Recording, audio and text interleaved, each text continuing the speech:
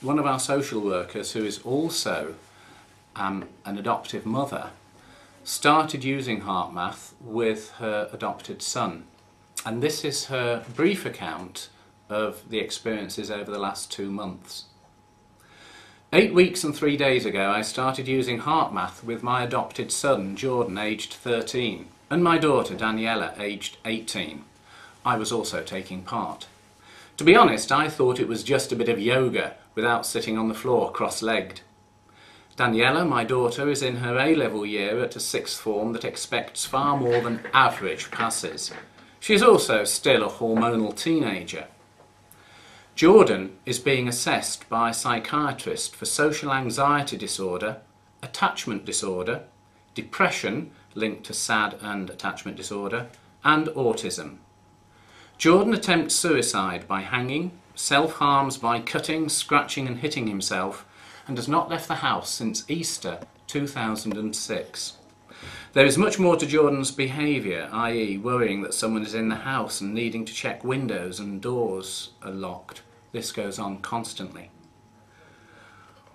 On week 1, I lay on the living room floor, lights out, and played the HeartMath CD, doing the breathing exercises, and by the end of that week, Jordan had joined me on the floor.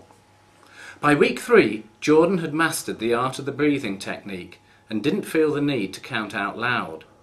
At this point, I was able to use the breathing to de-escalate his anxiety levels. Once he has used this, he is then able to listen and communicate about his feelings and worries. Week 5, we took a massive step forward. I was able to walk to the shop and buy my newspaper and leave Jordan on his own for 10 minutes.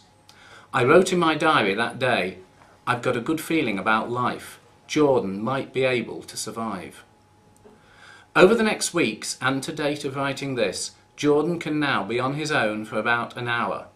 He will phone me and tell me he has been on the computer playing the game, in other words, the HeartMath CD-ROM. We have not had any suicide attempts in 4 weeks.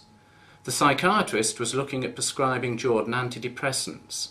She is now able to see the progress Jordan is making and wants to wait and see.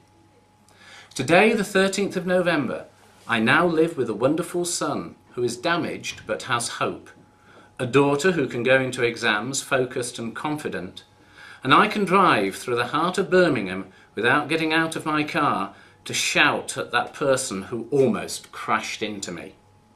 Thank you, HeartMath.